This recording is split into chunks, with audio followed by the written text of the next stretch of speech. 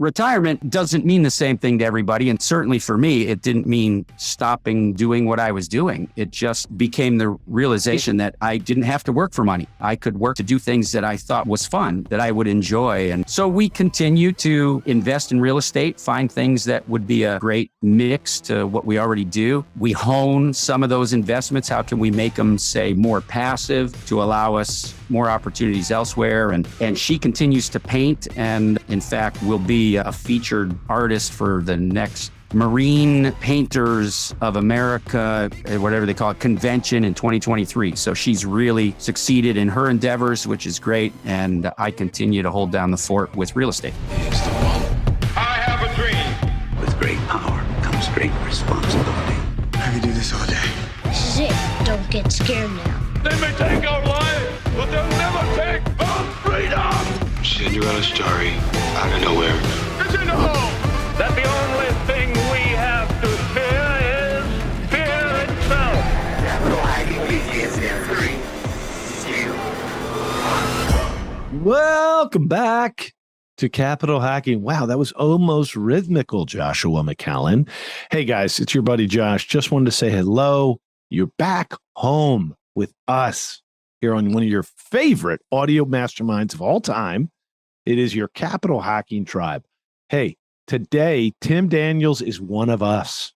He's been listening to the show since like 4 years now and had loved the show. Wait till you hear how he found the big Capital Hacking podcast.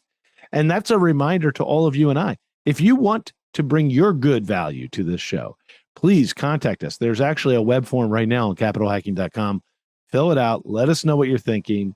If you have something you want to talk about that compels the listeners to understand capital better and how to put it to the service of the good of others, human and financial, please get on capitalhacking.com and give us a little web form fill out. But in the meantime, I want to share with you a nugget from Tim's podcast here coming up. One, it's a real journey. The story is a journey. It's a journey from a really great family, right? A family of 4 children, a lovely wife, Debbie, who I think the world of, phenomenal artist. Wait till you find out about that. And a journey from, probably barely making ends meet, doing your ministry work, to financial freedom in 6 years. And then another type of freedom they want to do, and that is to serve the good of others through hospitality. Of course, that's close to my heart, but it's the journey from their introduction to hospitality through Airbnb and their desire to get into greater, larger size hospitality and how we have come to try to collaborate. It's a journey that hopefully this little story will give you guys an idea of what we're looking for out there to invest in and people we're looking to invest with and teammates we're looking to add to our team. We have that big hospitality company. We have the Viva May group. We're always looking for leaders who want to join us and develop their personal capital, whether they're investors or operators. Now, I don't say that enough on the show. So you're going to love this episode with Tim Daniels. Please reach out to us on any of the social medias. I call this one a journey from Airbnb to big time hospitality. You're going to love it. Sit back and enjoy. Tim, it is a joy to have you on the big show. But by the way, Tim, welcome to the show. Have you been on the big Capital Hacking show yet? I have not. This is like the greatest honor of my life. There was my marriage and then 4 kids and then maybe capital hacking. But I don't know. Capital hacking might actually be better than one or two of the kids. No, it can't be. They're infinitely dignified people. We can't be better. Yes. So, Tim, why don't we, for the audience that hasn't met you yet, give us a little quick background on yourself, your family, and what you do for a living. All right. Well, my history starts, all the threads I see God at work in my life all the way through. I started out as a colonial woodworker in Connecticut with a pretty rough history, including dropping out of high school, et cetera, et cetera. But I had that background, which came into value much later in life. After some phenomenal changes in my life, long story short, was the pastor of a church in St. Louis for 10 years, and then here on San Juan Island, Washington for another 10 years, 20 years in ministry, and some family hurdles that really took out some of our steam. We decided we were going to step back, and I asked my wife, okay, well, if we back out of ministry here, where would you like to move? And she said, I don't really want to move anywhere. I love this place. And so I knew, based on my history, that I could swing a hammer and pay the bills. And so we had put our house up for sale. we got an offer. This was like 2010. So nobody's buying houses, but ours gets purchased. We now have a bunch of equity and nowhere to put it because I'm not going to put it in the stock market in 2010 and I'm not going to put it into a house as everything was plummeting. And so we decided to take the capital, all that equity, and we bought a duplex in cash and fixed it up, got renters in there. And the funny thing, the learning experience, I guess, was that for the next 3 years, our local county told us the house was worth less. And for those same 3 years, my rental rate kept going up. And as Robert Kiyosaki, one of your mentors says at the beginning, there's good debt and bad debt. And we're looking at this thing thinking, wow, there's something to learn here. So at the same time I was reading Rich Dad, Poor Dad, my wife and I started moving money down the road, basically buy the next one, cash out, refi, buy the next one, buy the next one. And about 6 years later, she came to me one day and said, you could retire now. She's the one who kind of keeps our numbers. And so I said, wow, that's great. But what would I do? And she said, well, I don't know what you would do, but I'm retiring and I'm going to focus on my painting. And I said, okay, well, away we go. And so since about that time, Debbie and I have no longer been working for money. So we just let me make sure I'm keeping track. Is that 2016? That we started in about 2010. And so, yes, by 2016, I started at age 47. So for those who have never done any real estate investing and think, oh, it's too late. I started at 47. I had acquired enough financial assets by 53 to retire. Retirement doesn't mean the same thing to everybody. And certainly for me, it didn't mean stopping doing what I was doing. It just became the realization that I didn't have to work for money. I could work to do things that I thought was fun and that I would enjoy. And so we continue to invest in real estate, find things that would be a great mix to what we already do. We hone some of those investments. How can we make them, say, more passive to allow us more opportunities elsewhere? And she continues to paint and, in fact, will be a featured artist for the next Marine Painters of America, whatever they call it, convention in 2023. So she's really succeeded in her endeavors, which is great. And I continue to hold down the fort with real estate. Yeah. So let me dissect a few things there and just make sure everybody heard how cool that is. So your wife, Debbie, love you, Debbie, hope you're doing great, is an accomplished artist. I mean, really beautiful work. And was she that prolific when she was young and when you guys were getting married, or did all that talent come later when she matured and had the kids? Where did that come from? Did she go to school for all her work? She did a year at an art school, full ride scholarship based on her portfolio. Oh, but yeah, it was born into her, I guess you'd say. She tries to tell me anyone could paint or draw if they try. And I've tried. It doesn't work. She's so got the faith. Yes, yeah. And so anyways, it's always been there, but she faithfully raised our kids and always gave herself an hour or two a day to draw, paint something, just because it was her passion and her love. And it was once the kids were gone and we had the assets to pay for our liabilities in life, then she decided to do it full time. So it's been great for her. And I try to support her in that as much as I can. I always tell people it's my retirement plan. It's her art. It's but this is legit art, everybody. Where can we find it, by the way? What website can we buy her beautiful art? Well, look her up on debbiedanielsart.com. Yeah, no, it's beautiful. I've been there. I've seen it. So let's jump into a couple things about capital hacking for a minute here with your life. So I think the thing that I want our audience to take away from it is, one, you began at 47, were, for all practical purposes, free by 43. But there's a couple nuances here. You did purchase active investments. You bought buildings. It sounds like you did work on them. You then rented. I did. And you probably managed them for a while, correct? Or do you still manage? Some of them we do. We do kind of a, what would you call it? A hodgepodge or a conglomerate of what management looks like. So a bunch of our properties are Airbnbs. And we might communicate with our guests on the platform, but we have people that we pay to do all the turnovers and such. And then I kind of, because it's in my nature to do construction or woodworking, those kinds of things, there are parts of the remodel process that I like, and I don't trust anybody else to do it. And then there's parts that I hire out. So I'll act as a GC or something like that. Tim, where is home again? It's in what part of Washington? It's on an island, right? It is San Juan Island, Washington. The town's called Friday Harbor. It's the only incorporated town in the whole county. Cool. And then you have another home down in Florida, correct? Correct. Yeah. Where's that again? What part of Newport Richey? Newport Richey. All right. So the audience is sitting here going, I love this guy, Tim. I wish I was friends with Tim. Well, guess what? I already am Tim's friend. Okay, folks. So just sit there and hold your horses. But I want to talk to you about how you can become Tim's friend. We're going to talk about that in a minute. We're going to come back after the break. We're going to share with you this incredible journey Tim and myself and Debbie and Melanie are on in the world of capital hacking. We will be right back after a couple words from Melanie. Hi, this is Melanie McCallan. Josh and I are just so grateful for the many investors who have already joined us at Accountable Equity. Accountable Equity is so much more than a capital group. It's really a community of accredited investors that want to learn and grow together. I just want to personally invite you, if you want to find out more about this type of investment and see if it's right for you and your family, please visit us at accountableequity.com. Woo! Thanks, Hal Elrod. We love you. Hey, Melanie, thanks for that incredible info about Accountable Equity. So, Tim, we've got to bring the meat and potatoes to the fans of capital hacking, the lovely listeners, of which the first time you and I met, you came over and you're like, hey, I listen to capital hacking. I'd like a T-shirt. And ever since then, we've been buddies, right? We're both in Go That's right. That's how we met. Yep. I apologize. I'm not wearing the T-shirt now. I'm sure it's in the dirty laundry.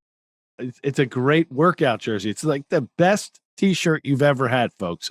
I know you want a capital. It's soft and silky and beautiful and orange and black. What more can you ask for from a T-shirt? Anyway, so Tim, I want to share the backstory. So you and I meet up at GoBundance. Actually, I think you met me because you saw we were buying a resort and you're like, hey, I'd love to do a project with you. And you said, I'm in this world of being you've been an active investor. And you were talking to me about like, someday I want to get into the world of resorts and I want to bridge my active skill in houses. And you, Josh, bring passive resorts to market. So I remember about a year ago, you and I started talking. You said, what could I do to put some money in, be partially active, partially passive?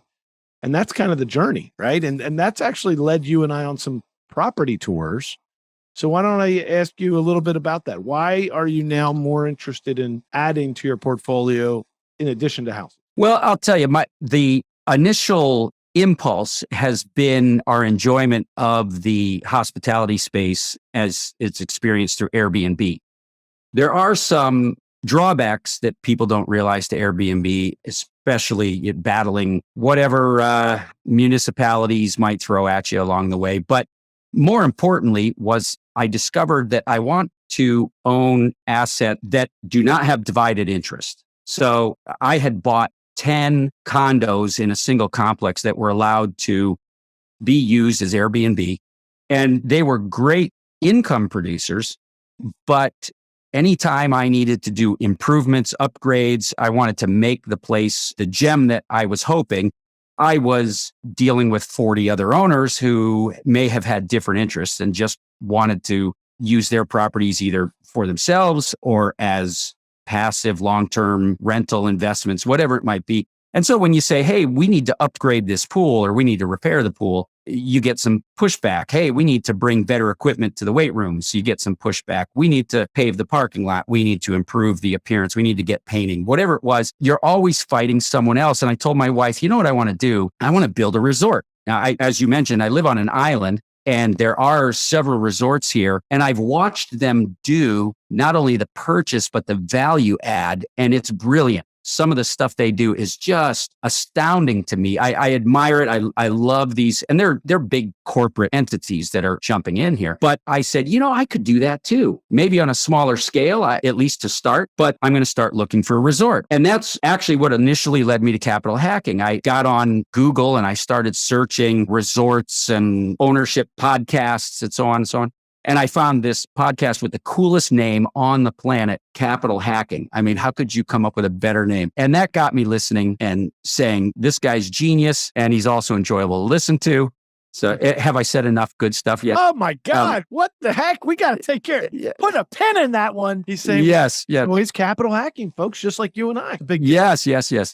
So anyways, so that got me on the resort. You Googled resort and somehow I guess we had been doing some shows on it. So then you find us and then we Yes. Go Abundance in person. Wow. I didn't realize it all happened kind of independent. Yeah. So I had been listening and I heard the Josh McCallan was here at Go Abundance. And so, I set my goals on finding it. And lo and behold, you were giving out t-shirts. So how could it Isn't be that better? cool? How lucky was that day? Yeah, I know.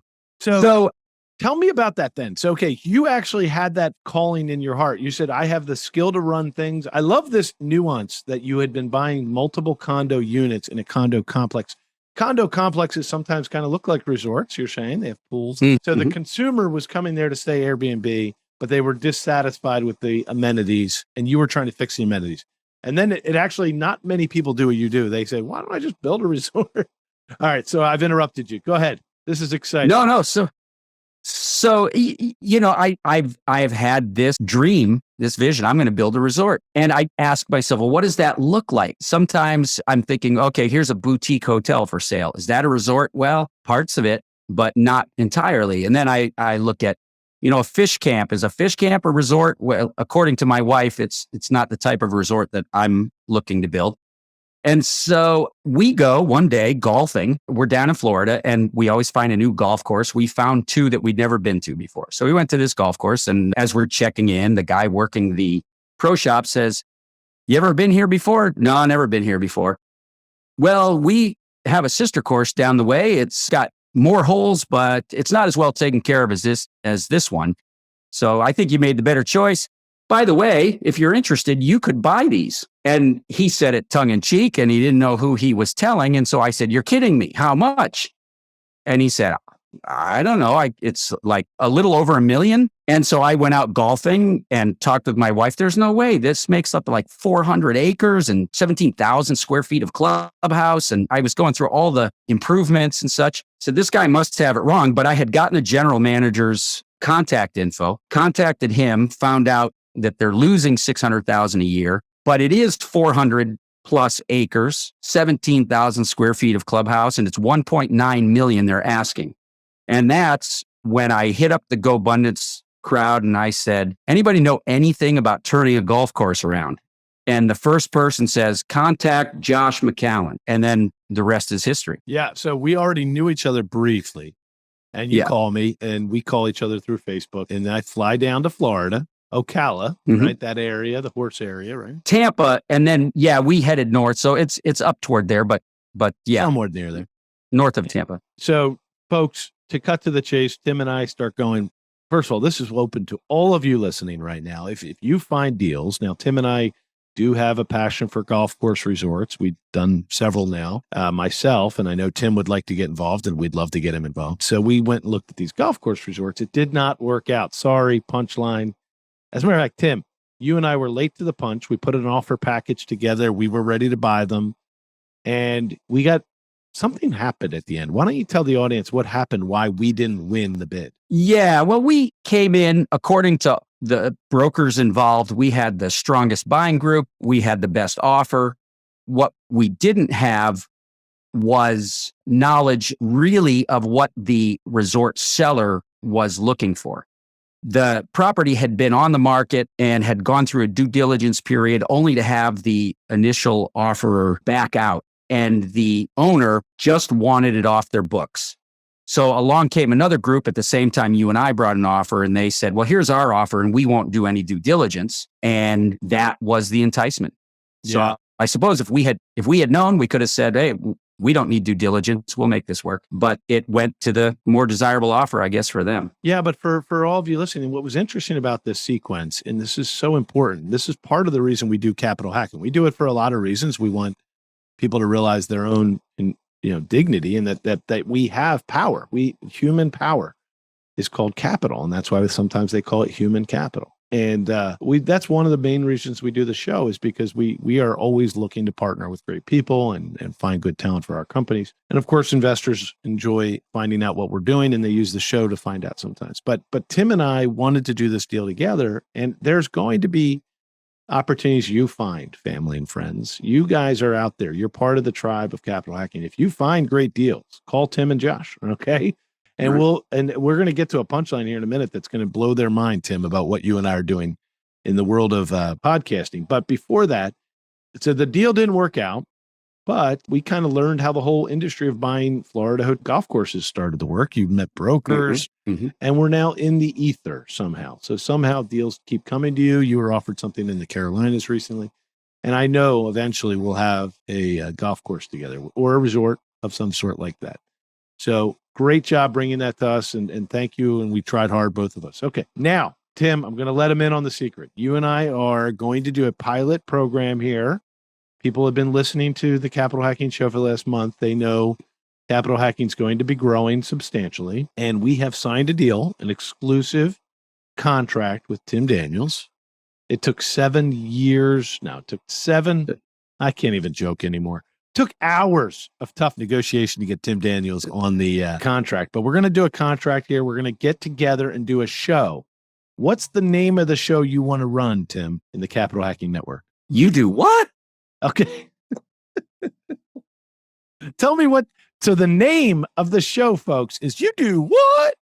Yeah. And you have to say it that way. And the show is focusing on what, Tim? Well, the whole process of trying to purchase a golf course, which I have not stopped, or a resort in general. And like you said, here's an ask out there. Anybody listening who knows of resorts for sale, contact me. But You Do What is going to focus on leisure and lifestyle investments and activities for fun and profit. I said early on, Debbie and I no longer work for money, but we work for fun, things we enjoy. And there is a world of people out there who are doing the thing that they love and making money at it. I talk to people who are renting their boats because they want a boat.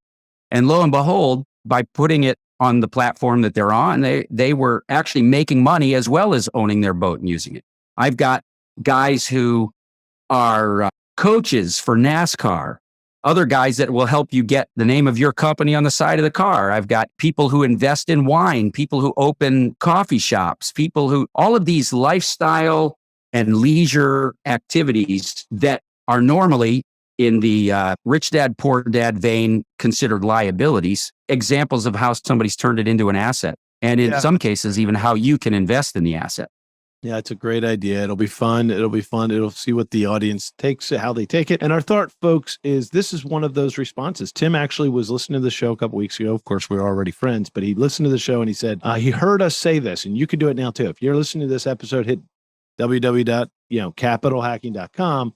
There's a form there. Do you want to have a stint as a co-host? Do you want to have a stint or bring your show over to our platform? Because we are going to be pouring our heart and soul into building up other people's success, their personal brands and their personal ideas related to the same universe of capital hacking that we're in.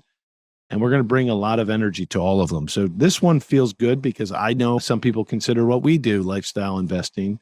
And I know a lot of the passive investors that own resorts with us find it to be extremely rewarding to be able to go to their own asset and then have a dinner or play golf. So we're in this space. So You Do What? I imagine we could be a guest on that show sometime. So anyway, Tim, I'm very excited for you. I know you're going to be working on your podcasting skills, which they're not as easy as they look, are they, Tim? Oh, no, it's easy to just talk my head off. But when I actually have to engage somebody else and draw them out and ask the questions and know what's interesting and important, it becomes a tougher thing to do. And I admire you and some of the other podcasters that I listen to really for how they are in this field. It's an impressive thing. Yeah. I know there's on episode 200. Remember, Tim, go back and we'll check out episode 200 with Brandon Turner, where he gives me a whole tutorial on how to do it. But I think he said a lot of wisdom in there. He did. He talked about segments of the show, about overdoing the personality energy, because through the mic, it's even though you and I seem like we're talking loud, it won't come through loud. It'll come through right. So anyway, lots of cool stuff. We're going to be learning side by side with you capital hackers. And Tim, I think it'll be exciting. I think the launch will be in the next few months. You're bundling some shows right now as we speak, correct? Yeah, I've interviewed. I spent all yesterday interviewing podcast guests, and we'll go back and polish some of those up and bring them to the listeners. Yeah, you guys are going to love it. Tim, I want to thank you for this. We'll probably have a whole launch of your show. We'll do all the PR and fun stuff. So we'll, for right now, I imagine, is there any way you would like people to follow up with you now, or are you going to do that more on the show when you launch it? Well, the best way to follow up with me really is just through email at timdanielsrealestate@gmail.com. timdanielsrealestate@gmail.com. I would say follow me on Facebook, Instagram, Twitter, but it would be the shortest hike you ever took, because I just I'm not much of a poster, at least at this point. And I'm not even really trying to grow a brand.